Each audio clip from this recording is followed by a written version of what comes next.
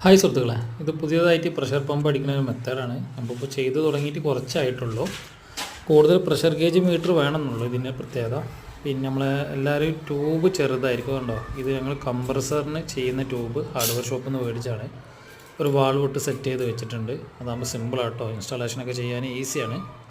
ഇതിൽ സ്പൗട്ടിലേക്കും called water, hot water എല്ലാത്തിലും metre fit ചെയ്തിട്ട് ഈ വാൾവ് ക്ലോസ് ചെയ്താൽ ഈ പ്രഷർ പമ്പ് അടുത്ത ബാത്റൂമിൽ ഇതേപോലെ സെറ്റ് ചെയ്യാൻ കഴിയും. അപ്പോൾ ഒരു പമ്പ് കൊണ്ട് തന്നെ നമുക്ക് 2ഉം 3ഉം ബാത്റൂമൊക്കെ ചെയ്യാം. ഇതേപോലെ പ്രഷർ ഗേജ് വേണമെന്നുള്ളൂ. എൻ്റെ അടുത്ത് ഇപ്പോൾ 2 പ്രഷർ പമ്പ് ഉണ്ട് നിലവിൽ. അപ്പോൾ ഇത് ഹൈഡ്രോളിക്കാണ്. പ്രഷർ പമ്പ് എന്ന് പറയുമ്പോൾ കറണ്ടാണെന്ന് ആരും തെറ്റിദ്ധരിക്കേണ്ട കേട്ടോ. അപ്പോൾ ഇങ്ങനെയാണ് ഞങ്ങൾ സാധാരണ ചെയ്യാറ്. ഈ ട്യൂബാണ് ഒന്ന് കാണിച്ചു തരാൻ വേണ്ടി വീഡിയോ എടുത്തത് കേട്ടോ. ഈ ട്യൂബ് നമുക്കും ഇതേപോലെ ഭയങ്കര പ്രശ്നമാണ്. ഇപ്പോൾ ഞങ്ങൾ ഇങ്ങനത്തെ ഒരു ട്യൂബ് വാങ്ങിയതിന് ശേഷം വളരെ ഈസിയാണ് കാര്യങ്ങൾ കേട്ടോ. ഇത് സിമ്പിളാണ് ഇൻസ്റ്റാളേഷൻ. ഇതിൻ്റെ ഒരു ബ്ലൂ ടൈപ്പ് ഉണ്ട്, അത് പ്രസ് ചെയ്ത് വലിച്ചാൽ അത് ലോക്ക് ഒഴിവാകും.